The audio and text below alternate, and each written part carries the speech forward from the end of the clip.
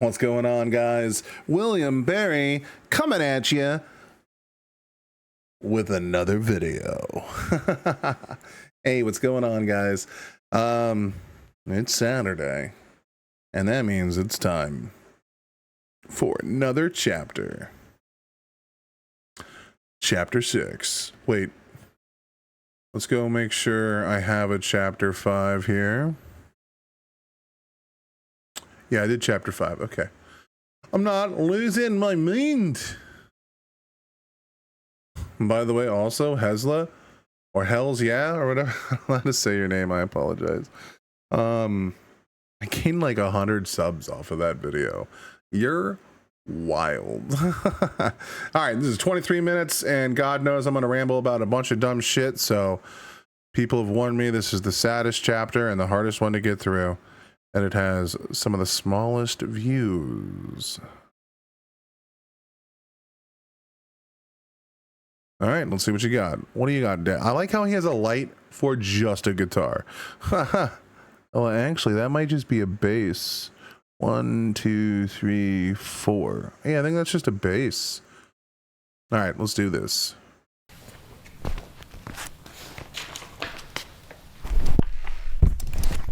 A sure. Is that a sure? Yep. I'm going to try and hold it together throughout this one. All right, it's already coming out strong. Okay.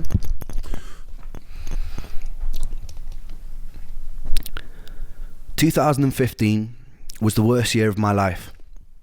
Same, except mine was 2016. But continue, sir. At the end of 2014, I attended a private UK-based ME specialist clinic called Breakspear. For some reason, the treatments had sent my health nosediving, and I became more sick than I'd ever been. Oh, fuck. I became so weak that I couldn't walk to the bathroom without needing to lie on the floor to recover. I couldn't focus on anything. I couldn't read. I couldn't watch TV. All I could do there was lie there in pain. Oh, shit. It was obvious during this time that I needed to move back home with my mum again. She moved to Cardiff with a new husband, and they had a spare room, which became my tomb for the next 8 months.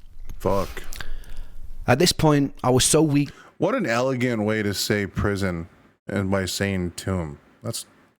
Ren, you have such a flair for the dopeness, as one could say.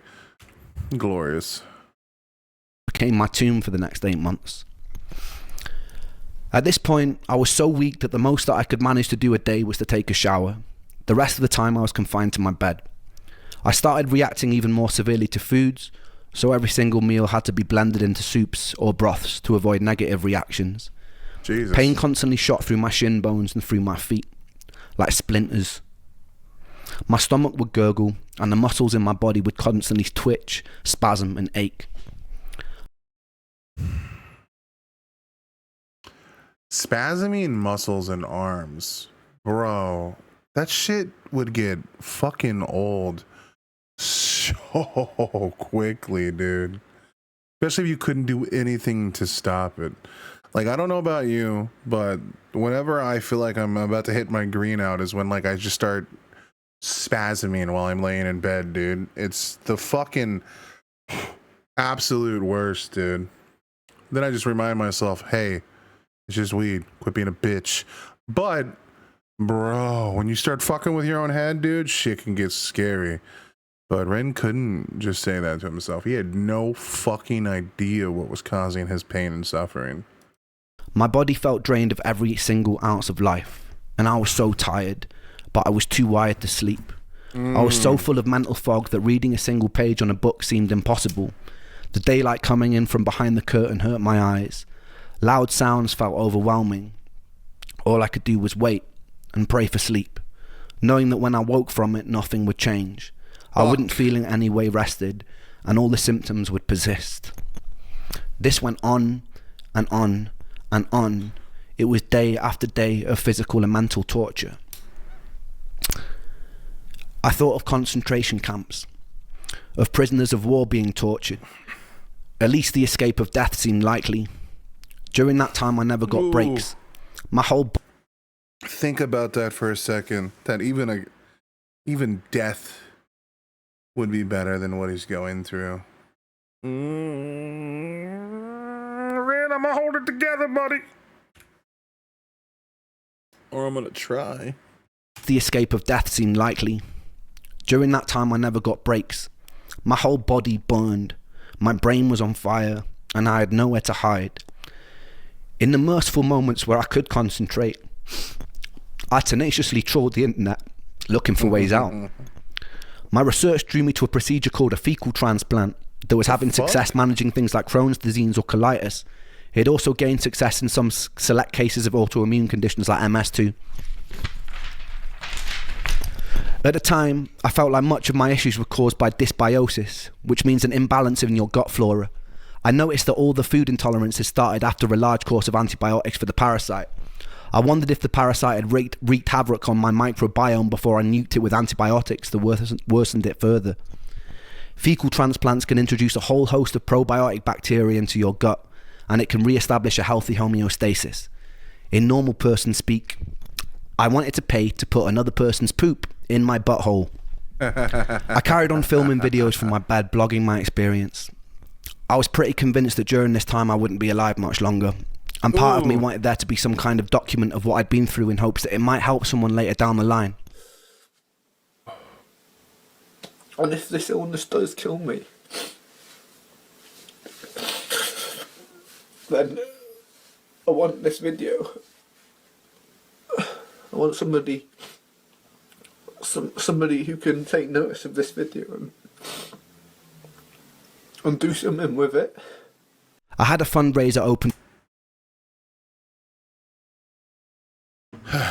So, the letters to myself that I wrote here on YouTube had a similar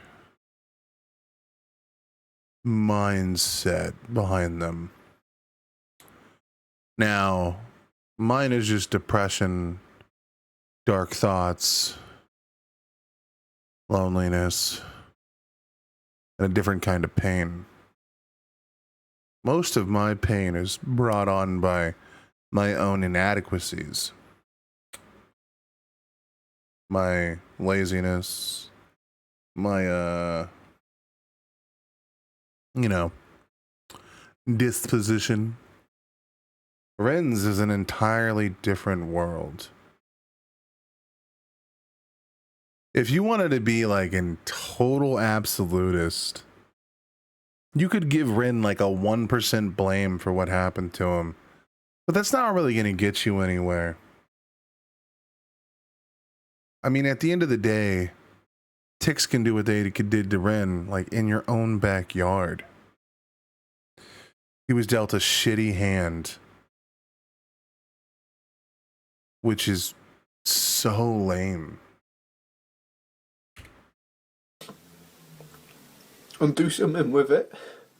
I had a fundraiser open to save money for the fecal transplant, which was very slowly creeping up. I needed to save $6,000 in total.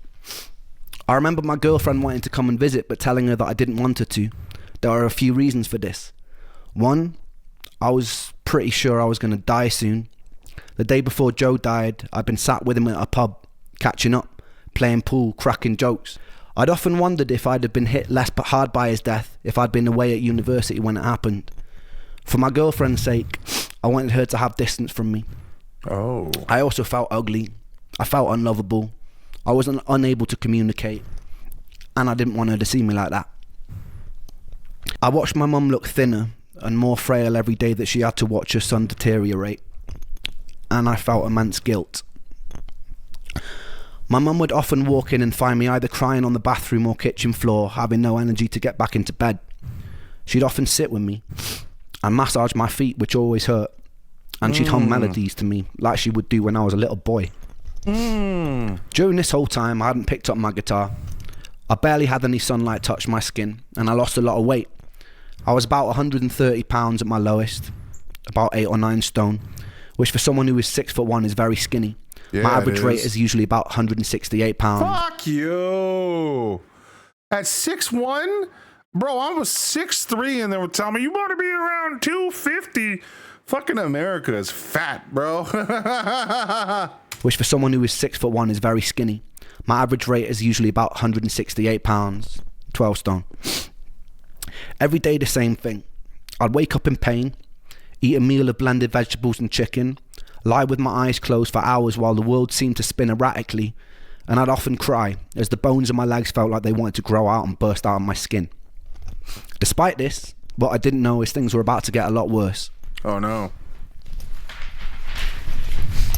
Come June, I've been in bed for about 6 months straight.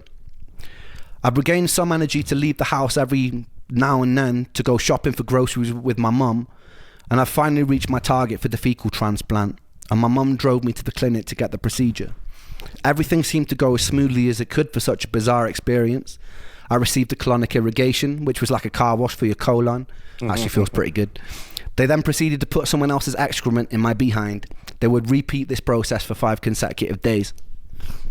When I got home, I realised I felt a little odd, almost manic, and I was hopeful that this meant my energy was coming back.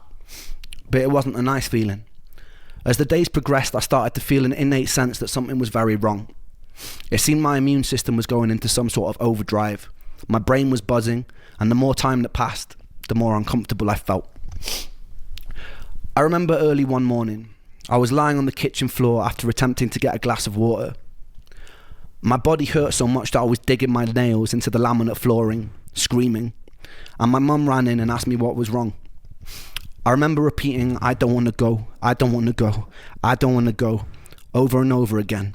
I felt myself falling down a deep tunnel in my mind, almost as though my entire soul was tumbling down into an abyss. When I finally crashed to the bottom, I was hit with this immense feeling of stillness and peace. I stopped crying. Oh, that's where the line in the song for Joe. Oh, yeah. I don't know why I do that, bro. I think I might be just ridiculous. Ridiculousness. I sat up, and my mother looked at me, puzzled. I have not felt to this day that sort of serenity that I felt in that moment. I looked around the room, and everything seemed to have gained a clarity and quality. But what was most peculiar was the feeling of stillness. There seemed to be some sort of respite from the mental torture and fog in my brain. I still to this day have no explanation for what happened. I looked at my mum. I smiled at her calmly, and I told her that everything was okay now. Her partner Michael came in, and I remember them both looking at me, perplexed. I started speaking fluidly for the first time in months, but it wasn't quite me. I was cracking jokes, being witty. My mum would laugh nervously. I remember feeling as though I was coming up off an ecstasy pill. I felt this underlying feeling of euphoria. I caught myself occasionally erratically snapping my fingers or making whistling noises in between sentences, or staring at some empty part of the room as though there was somebody there, then snapping back to the space and talking to my mum. This feeling of intense euphoria lasted about 48 hours. During this time, I'd adopted some newer strange behaviours. Everything in my room that wasn't parallel bothered me, so I had to make sure it was aligned and facing the same direction. The whistle and the finger click became a new tick, and it started rising in frequency the more time that elapsed. I also noticed that I get stuck on words or sentences when talking to my mum. For example, if I was saying a sentence like, "I'm not sure how I'm feeling today," I would sometimes get stuck on the whole sentence or just a word from it and repeat it about 30 or 40 times before I could move on to the next. So I'm not sure how I'm feeling today, feeling today, today, over and over. I can't really explain why, but it's like saying it carved out a safe space for me. After about 2 days, that feeling of peace and euphoria was swapped out for a feeling of immense dread and doom. I felt fear fill my body unlike any fear that I've ever felt. I'd often wake up in the early hours of the morning screaming at the top of my lungs, a torturous scream that would fill the whole house, a scream like my legs were being sawn off. I felt pure terror. My mum would run in and try and calm me down. Sometimes I'd be thrashing, hitting the mattress, pounding the walls. It usually ended up in me exhausting myself and her stroking my head in her lap as I sobbed and repeated the same words over and over again. Everything in these moments terrified me. The compulsion to make everything parallel became a necessity. Whenever I was in the kitchen or car and the dials were facing the wrong way, it taunted me. My mum started taking me to a weekly talk therapist in hopes it would stop me from killing myself. I did catch myself researching the most painless ways to do it. I often daydreamed about death, and it made me feel at peace. At this point... What a wild thought. That the idea that you're going to erase who you are from, like, the living script or the living tapestry. And the worst part is, it didn't scare him. It gave him comfort. I don't know, man.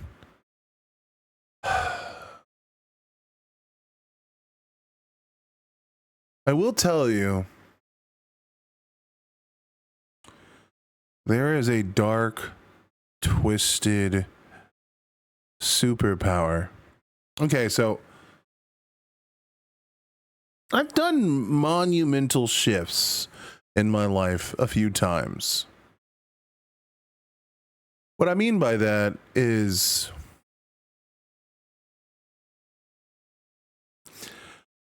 there's like this weird thing that I've done a few times, and I'm going through it right now.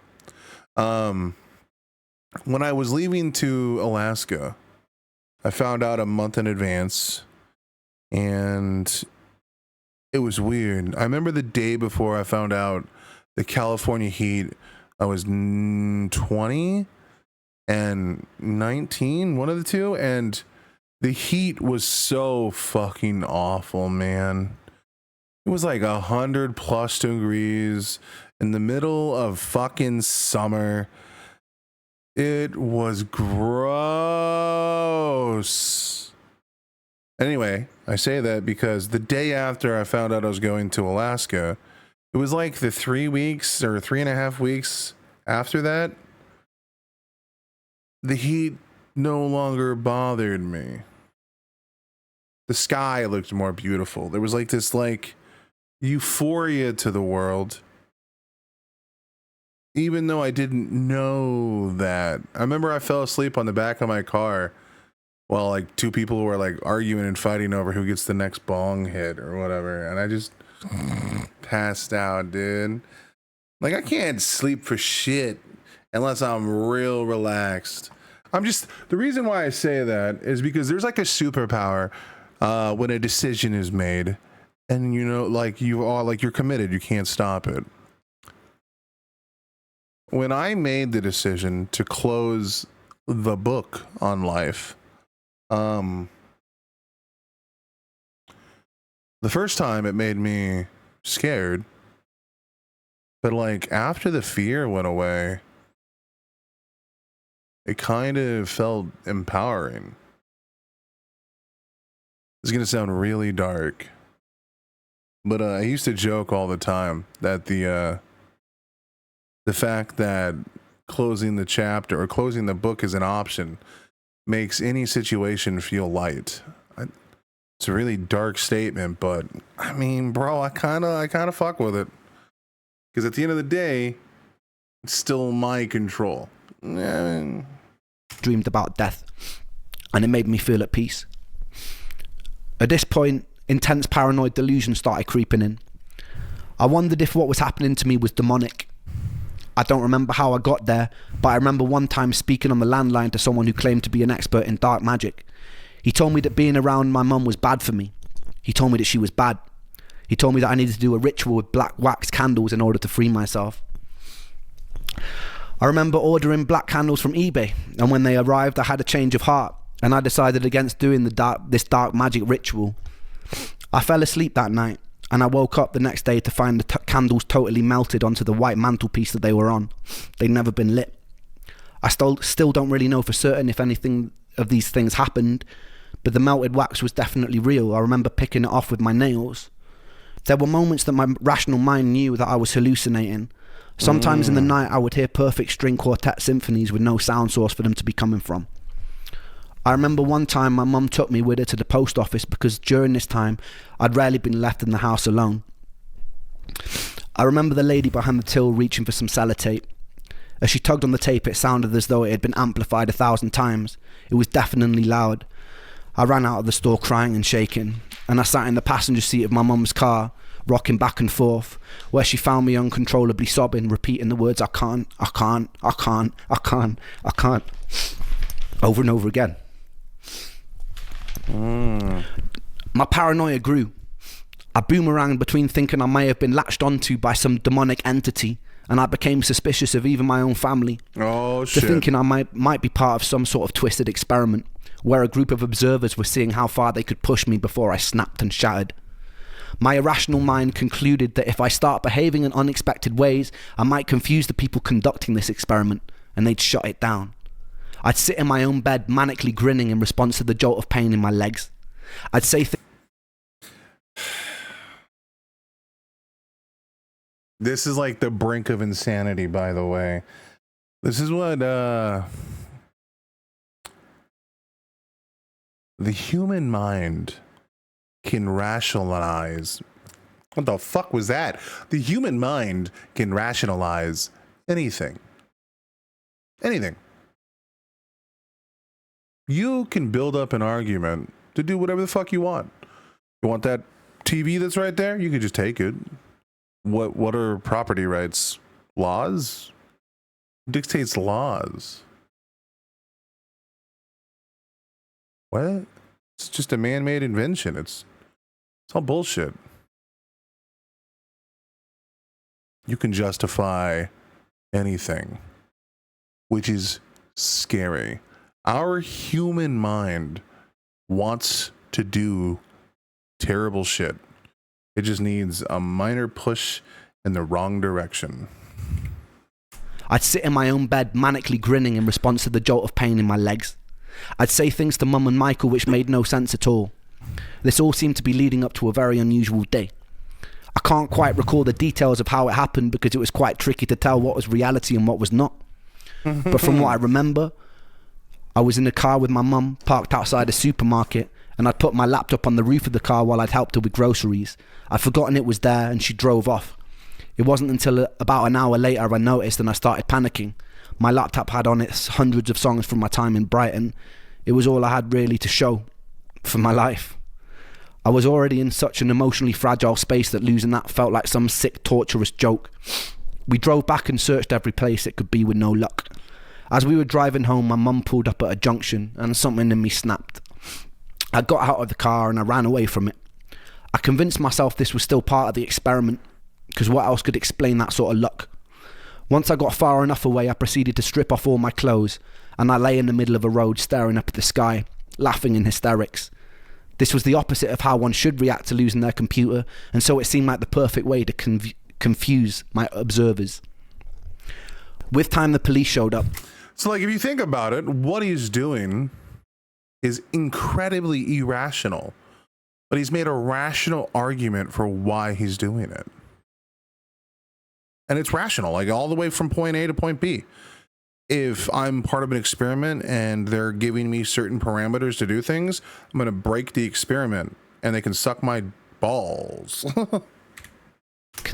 Confuse my observers. With time, the police showed up, as did my mother. By some miracle, she convinced them not to take me in or section me. And by a further miracle, they also relayed to my mum that a dented laptop had been handed in an hour earlier. I took this as meaning my experiment had worked. I eventually snuck off as my mum was talking to them. I wandered slowly around this unfamiliar village until I encountered the second angel I would meet in my life. This time in the form of a black homeless man. Ooh-wee. I'm not sure how we got there, but as I was walking, I turned to my side and a man dressed in tattered grey clothes was walking beside me. He asked me what was wrong, and I explained the best I could the events of the day. I explained that I'd been sick a very long time, that I was tired, so tired, and that I just wanted to be better. The homeless man paused. He put his hand on my shoulders and he stared into my eyes. His eyes had a light grey tint. They were almost white, and something about his presence made me feel incredibly safe, incredibly still. He smiled, a kind smile, and he said to me, "Everything's going to be okay, Ren." And then he vanished. I hadn't told him my name. I never hallucinated anything after that day. I have no real explanation for that day. I chalk it down to a psychotic episode or stress-induced hallucination, but the events which follow put a lot of questions in my mind. What he said to me was very simple, but also very needed.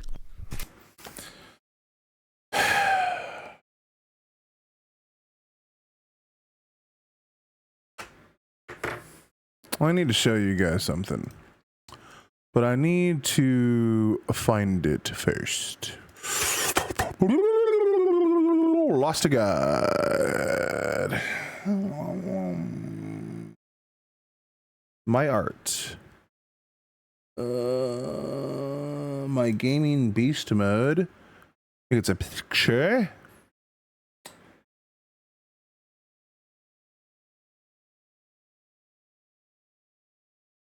Now, when I show you this, yeah, I don't get to laugh, okay? You know what I'm saying? So, screen capture, switch the setting over here to BAM! This has been in my Warframe ship for 5 to 7 years. After every mission, when I get done, I come and look at this. Now I've expanded it a little more since then, but it will be fine. I don't know why that means much to me, but it does. And I think I have an updated one over here in the Discord. Oop, oop, oop, oop, oop, oop, oop. Someone said something in general. Media, fashion frame. Here we go. I moved it.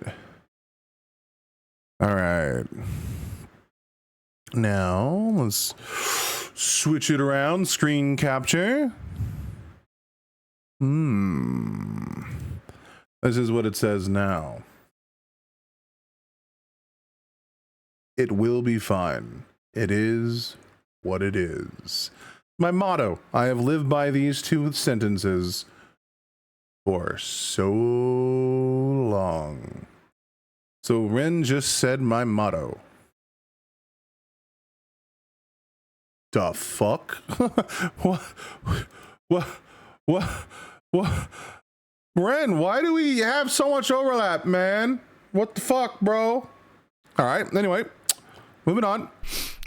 I realise a lot of people might hear these stories and just presume I'm a bit mad, a bit weird, like I do when people tell me their ghost stories. All I can do is tell you my experience and let you derive your own conclusions from it. Anyway, I got home and I started to obsessively research ways to escape this new seemingly psychotic space I was in. It's a strange thing to describe, but it was like me, Ren, was in the passenger seat of my mind while some other entity was steering the ship. I was watching myself do things like scream at night or repeat words over and over, and I think to myself, damn, that's pretty crazy. Have you ever had one of those experiences? For those of you that don't know, like I said, I was a pretty bad kid. I was an intensive treatment program kid, a county kid in Los Angeles. I wasn't bad enough to go to Oak Grove, but I was pretty bad. I got expelled from regular school when I was in the fifth grade. I was a bad kid in the fifth grade. In fifth grade, they didn't really give you like the rules didn't matter. Like I remember I made the vice president, Mr. Vance. No, I remember the vice principal had to come to the classroom one day. I think his name was Mr. Dillon, and he fucking manhandled my ass. But look, I'm an opinionated, loudmouth, obnoxious, and people think that I'm mad all the time. I'm not mad. I'm loud. I say that to say that you ever been so mad that like you like physically leave your body and you could just see your anger piloting you? that happens so much. At least it did when I was way younger. Like I couldn't even tell you what my triggers were. I would just blow up randomly out of nowhere. Just wake up and be like, I want to cause violence. Luckily, a lot of that is dead now, mainly because I'm so fat. And now when I wake up, I just want to find food, man. Get a Red Bull. You know?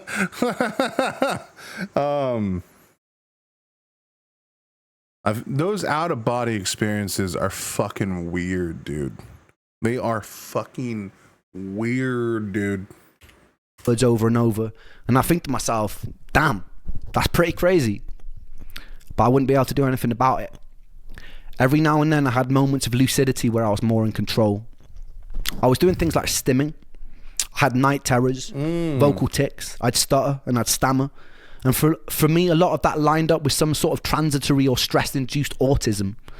I'd known a family with an autistic teenager, and some of the behaviours seemed to line up, which led me to a new pathway of online research. I came across this support group for a subset of children with autism called PANDAS, PANDAS. Yo! It was believed that these kids had the neurological infection of the streptococcus bacteria that was causing these autistic-like behaviours. I was presenting with some similar behaviours. These kids would do long courses of antibiotics and their symptoms would diminish or disappear, and they'd be seemingly normal children again. I speculated that the fecal transplant introduced a whole host of new bacteria into my gut, but that I didn't have the immune regulation to be able to control it. So, the antibodies stripped his natural fecal matter. So he had a fecal whatever. He wanted someone else's poop in his ass. And then by doing that, it overworked his immune system because his immune system was actually fine at the time. So his body got really sick really quickly. This is one of the dangerous things about looking anywhere and everywhere for an answer, because it makes you desperate. And when you're desperate, you do stuff that causes more problems than solve any problems. A lesson that Ren learned, unfortunately, the hardest way possible. And it had sent my entire system into some sort of inflammation overdrive. I researched the most effective antibiotic for streptococcus, one being penicillin, and I convinced my mum to take me to the doctor, where I faked a stomach bug. I lied to him, and I said I'd had similar things in the past, and that penicillin cleared it right up. He reluctantly prescribed me a 2-week course of antibiotics because I was so persistent. I got home and I started the course. Initially I felt fucking awful, somehow even more tired than usual, and then towards the end of the course I noticed a definite shift in my energy and comfort. By the end of the course, my psychotic behaviours had disappeared and my energy felt a lot better. I stayed indefinitely on various herbal antibiotic supplements like oregano oil at this time, having learned that this was also active against certain pathogenic bacteria. Keep in mind also, I'm just going off script right now, keep in mind if I'd have followed the advice of most of the doctors that I'd seen at the time who were talking to me about my psychotic behaviours, I would have probably been put into a mental facility and medicated with medication that I didn't need, and would have probably gotten a lot worse.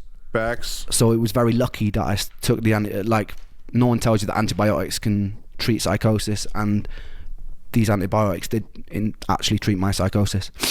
And I was Yeah, but your psychosis was induced by freaking out your immune system by doing. I'm not saying you should, he's right. If you would have listened to the doctors, they would have thrown him in an asylum and they would have just pumped him with drugs and then left him there till he died. And then we wouldn't have, the Ren that we all know. So he's right. I'm just saying that, it doesn't necessarily solve psychosis. You probably just fixed your autoimmune system. And that solved your psychosis. I don't know if it would actually cure psychosis. I could totally be wrong, but these antibiotics did actually treat my psychosis. And I was no stranger to the placebo effect. I'd taken everything, it wasn't placebo. It didn't matter. After about a week, I'd finished the course, and some of my more familiar symptoms like fatigue and pain started creeping back again. But that didn't matter, because what this whole experience had taught me was that the origin of my sickness was in fact bacterial, and it was pathogenic. The biggest thing it taught me was I could actually do something about it. Yes. I was no stranger. All right. So the fact that he did that made it worse, but then he made it better through the antibiotics. Yeah, like, okay. So, like, remember, it's the silver lining. If you learn something by doing it, it wasn't a mistake. It was a learning event. Let's go. Yeah. Pathogenic. The biggest thing it taught me was I could actually do something about it. I was no stranger to the placebo effect after years of trialing different drugs and supplements. This wasn't placebo. I took to the internet again and found a world-renowned specialist over in Brussels who was also leading a lot of the cutting-edge research for ME. I got on the phone and made an appointment. He was booked up for the next 9 months, but that gave me enough time to save money. The antibiotics and new herbs I was taking had also given me a new lease of life. Nice. And the hope for a cure made me more determined than ever. I started having enough energy to go on walks, which... Dude, hope is such a powerful antidote, man. This is what Jordan Peterson gets wrong. The antidote to chaos is not order. It is hope.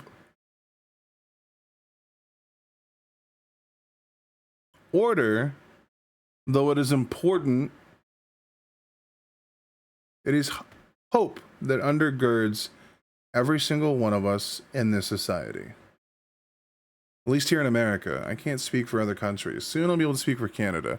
The reason why I say that is because I am not a good person to the best of my ability because of laws. I am a person that tries to do things correctly. Now, obviously, I fail. I fall short all the time. I'm not perfect, clearly. But also,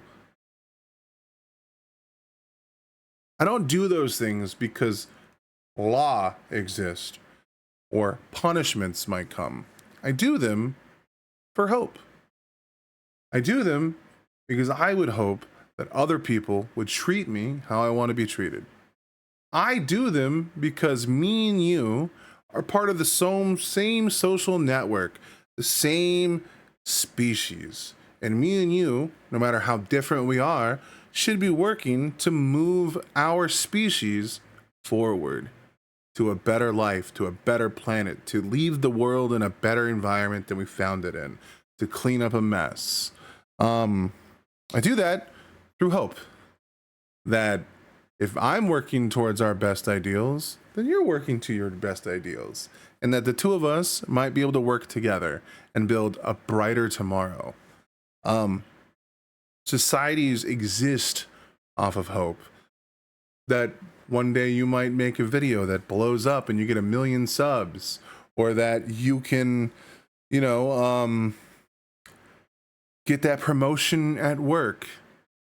That if you put in the hard work and you put in the time and you show the fuck up, there'll be rewards. But for those who do, they receive. That's the hope that drives us, the American dream. It's the hope for a better tomorrow. We don't want to go to jail. Sure, force is important, order matters, but order is meaningless without hope. There has to be something to strive for, something to work for. And that's what hope brings to the table. Cure made me more determined than ever. I started having enough energy to go on walks, which was huge for me at the time. Same. My dad would drive over to my mum's and we'd go out in the car and I'd take photos of wildlife on beaches. I was picking up my guitar again after months in bed. I eventually invited my girlfriend over and made the decision to move back to Brighton as soon as I was strong enough to.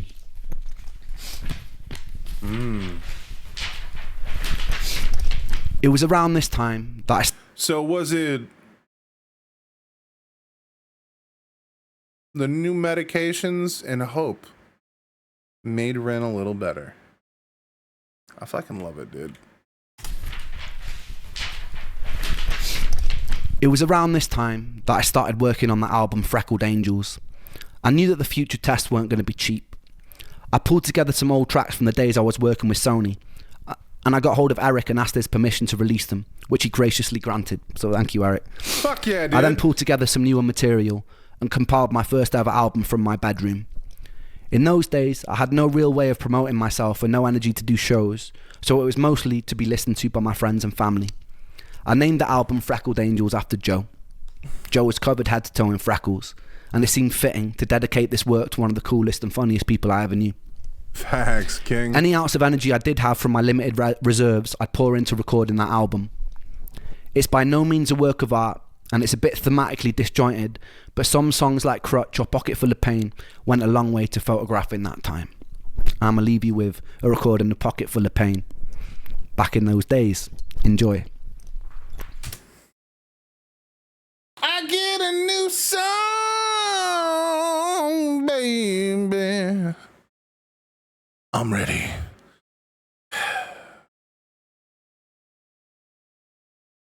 I know what it's like to isolate yourself in your room. Now, mine is more of a self-imposed girth thing and laziness and, whatever. But, like I said, I spent about 6 months in pure isolation. Came back, gamed for a few months, got really political, and then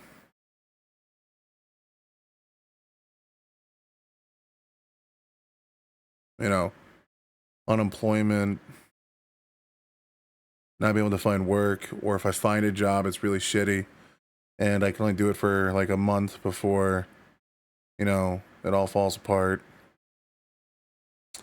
Because I keep getting, like, every time I got hired in the past 2 years, it was by really shitty people.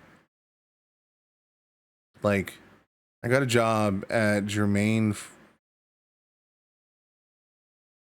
Dodge right when I left Tire Choice. I went from Tire Choice, got laid off, or fired, never found out why. They never told me, which is against the law. And then I got a job 50 miles out of town, and my car was a Dodge Challenger or a 30-year-old van that gets 13 miles to the gallon. So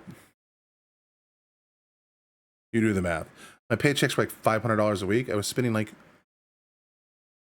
$200 in gas.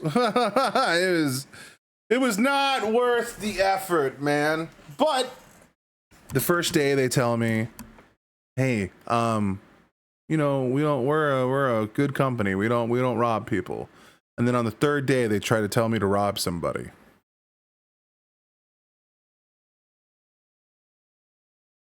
This man straight up told me, don't worry about the book time. Just move the labor down from the first line to the second line and combine it. And then we'll say we zeroed out their check and advise, but just charge the check and advise on the second line. It's like, so you mean you want me to lie to the customer? Like, well, they don't know the difference. It's not the point. Their ignorance isn't the part of this that matters. It's the part of that we gave them our word that we weren't going to charge that. So why the fuck are we charging them for something that we told them we're not going to charge for? And then his response, well, my tech's got to get paid. No shit, but then don't lie to them.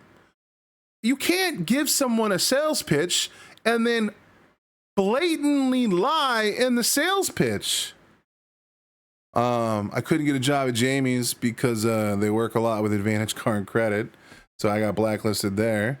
Because they try to ask me to debulb check engine lights, fucking pricks. I went to Grismer Tire in Springfield for like 3 weeks. One, my boss never showed up to work. He's supposed to work 50 hours a week. He worked 22 if we're lucky. Comes in at 6, leaves at 10. But, you know, his store makes like $3 million a year, so his bosses that have no fucking backbone give a shit.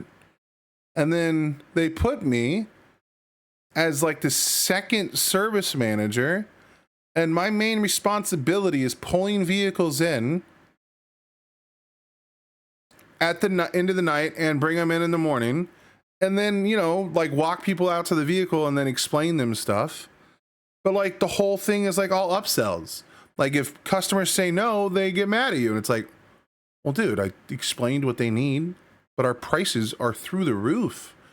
Why are you trying to tell me to sell a flush kit combo when we didn't even effectively look at whether or not they need these things?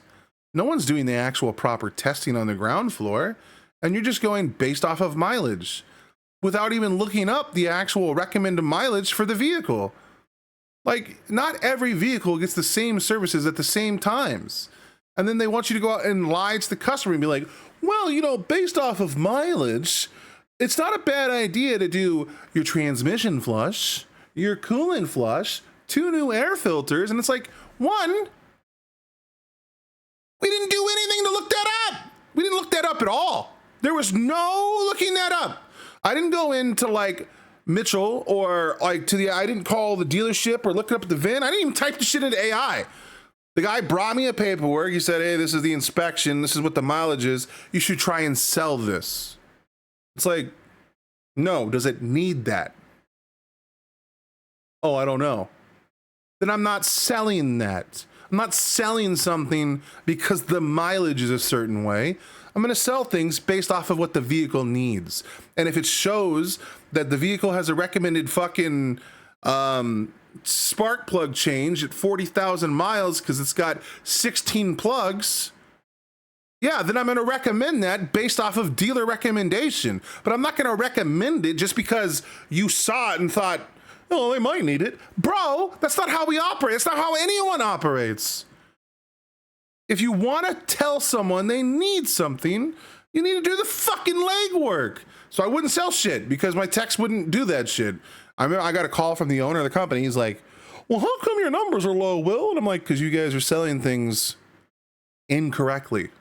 Well, what store does $3 million a year? Gee, I wonder why. Because they're robbing people. All it takes is one person with a fucking camera on their dash pointed outward to see that we didn't do a coolant strip check on the actual coolant, and then we're going to recommend that they get a coolant flush without testing the coolant level? We could test that with a strip. What do you mean? We don't have to guess. We could just do that. You could just check that immediately. But we don't do that. We just say, oh, well, you're around 70,000 miles. You know, general recommendation from the dealership is around 80 to 90,000 miles to get a coolant flush. And then the next customer, they're at 50 and they're like, you know, around 60,000 miles, it's generally recommended to get a coolant flush. Like, what the I don't know how I got here. I forgot what we were talking about. Bro, it's been a long... Dude, all these people are just crooks, dude. This is the way you run a shop. You open the door, you set your appointments, people walk in, hey, can I get an oil change? Sir, of course, sir. Let me go out and get your odometer, get your mileage, and then I'll go ahead and write up a ticket for an oil change. And then I'll get your signature at the bottom saying that you're okay for an oil change. Just so you know, this oil change is going to come with a courtesy inspection. This inspection doesn't mean you owe us anything. It's courtesy. But we'll let you know what we find. And then 10 minutes into the oil change, they come back with their inspection sheet, and you take it to the customer and be like, all right, I got some news. Want to take a small walk with me? You take them out to the vehicle. You show them whatever's on that inspection sheet after you know it's been verified. Your tires are sitting around 330 seconds.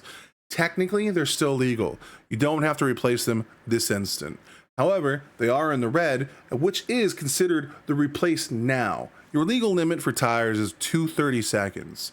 Now, you're at 3, so you're pretty good for a little bit of time, and it's the middle of summer.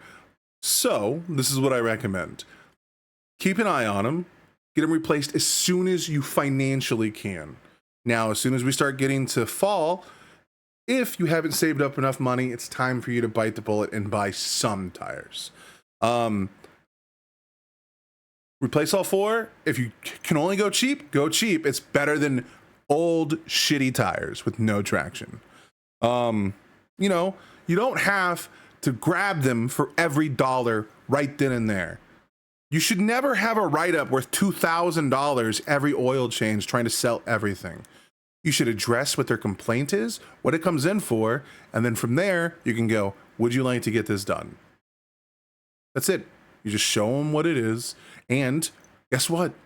If they're at a certain mileage, you can look it up off of the, through Carfax, through Mitchell, through any of these things, what the general recommendations are for these vehicles. And then they'll be like, generally these vehicles are done this, and this is when the service was missed. Or, you know, or you can look it up through Mitchell or even AI, be like, hey, what is the general recommendation or owner recommendations manual for 5.7, you know, fucking Dodge Challenger. And it'll pull up the manual and be like, boop, boop, boop, boop, here you go. Like, you can't lie to customers anymore. They have the internet in their fucking hand. You can't do that. Lying, bad. Stop it. I'm sorry. In the pocket full of pain. Back in those days. Enjoy. Let's do it, dog. Cool. Cool. Oh, adorable Ren. Yin and yang, baby. And da da da da da. Yeah, yeah, yeah, yeah, yeah, yeah, yeah. This definitely has like early, like 2010s vibes. I like it. I like it.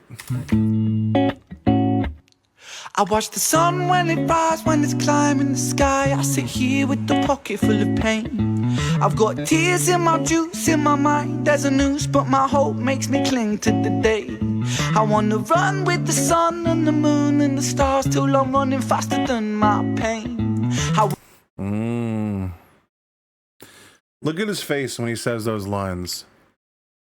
It's almost as if he's closing his eyes and picturing doing those things because he hasn't been able to do them in so long. It's a beautiful sentiment. Reminds me of Arcane. Episode of, what is it, 5? Season 1? I sit here with the pocket full of pain. I've got tears in my juice, in my mind. There's a noose, but my hope makes me cling to the day. I wanna run with the sun and the moon and the stars till I'm running faster than my pain. I wish I could breathe out this fear, this doubt, send it into the Milky Way. I got my finger on the trigger of a Magnum 44, but survival instinct won't let me bleed.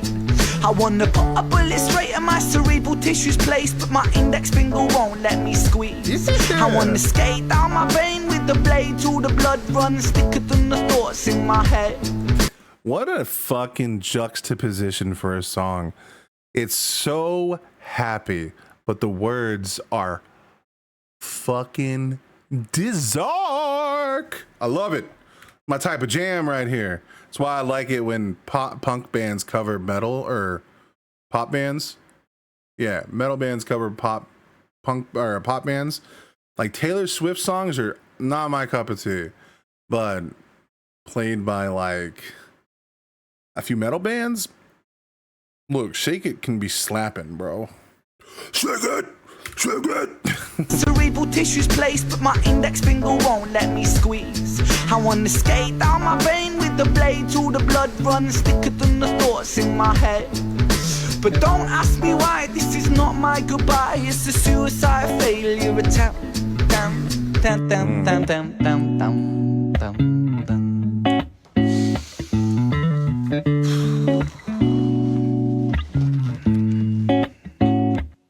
I I choose life, I choose life, I choose living. Put the bottles and the pills down, I stand up, I breathe with precision. Calm washes over me like a break in the storm. I close my eyes for a minute, then my troubles transform, and I travel deep into the corners of my mind. I remember the first time I felt hopeless. I think I was 5, cause at the hands of this bully, the lessons that I learned is that this world is not so beautiful. Sometimes it can be burnt by the fires of evil that are living inside the common people just like you and like I. We'll all strive to survive, and we all climb to the top over our brothers and sisters, whether we mean to or not. And we get lost in the tide of insecurities and power-seeking fooleries, but happiness don't live inside no jewelleries. In an age of distraction, we would rather tap on our iPhones than stop a war from happening. It's heartbreaking, Satan's patiently waiting. Facts, bro. The age of distraction. Unfortunately, Ren, me and you are peddlers in that age. You are very much larger than myself. You might cover deep topics, and you might heal souls, my friend. But you too are a distraction. On our iPhones than stop a war from happening. It's heartbreaking, Satan's patiently waiting for us to mess up big time, so hell on earth will be blatant. So forgive me for wanting to blow my brains out, but I've got a change of heart. It's time for change now, rearrange now, fist in the sky. I say proud, say loud, revolution word on my brain now. It's with the people, yeah, power's with the people. If the people strive for unity, the world it could be equal. You could be the start of the beginning, a dawn of no stress, no troubles, no sinning, just living. So overthrow evil and greed, put aside your distractions, welcome change with me, welcome change with me, welcome change with me, welcome change, welcome change, welcome change with me. It's another song very similar to The Man in the Mirror, but with a very dark, twisted, dare I say, robust approach. I don't... Look, man, sleep deprivation is a motherfucker. I don't know what I'm doing anymore. Change with me, welcome change with me, welcome change, welcome change, welcome change with me, welcome change with me, now welcome change with me, now welcome change. It sounds like he's saying fucking change with me, fucking change with me. I like that line better. Me, welcome change with me, welcome change with me, welcome change, welcome change, welcome change with me, welcome change with me, now welcome change with me, now welcome change, welcome change, welcome change with me. Yeah, yeah, yeah, yeah. And da.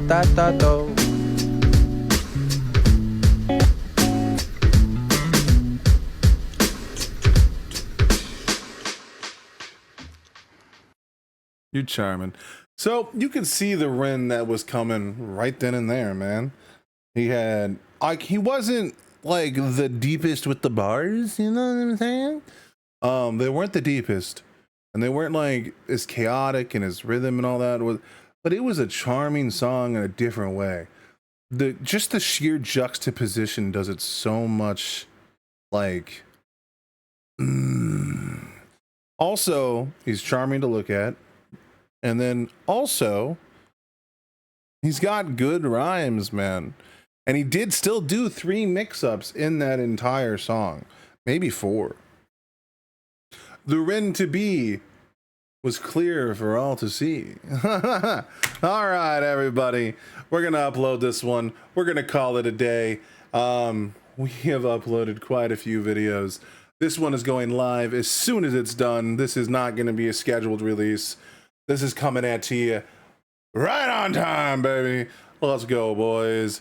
For those that don't know, I have to record the content in YouTube and then upload it through Opera GX. Something's going on with Chrome where it does not like YouTube.